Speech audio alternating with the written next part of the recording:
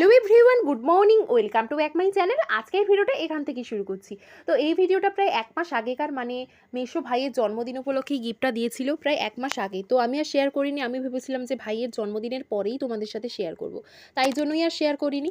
আর এই গিফটটা পেয়ে ভাই তো খুবই খুশি, প্রথমবার তার জন্য কোনো গিফট অনলাইনে এলো। তো না হলে আমরা বরাবরই হচ্ছে মেলা থেকে না হলে দোকান থেকেই কিনে দিই।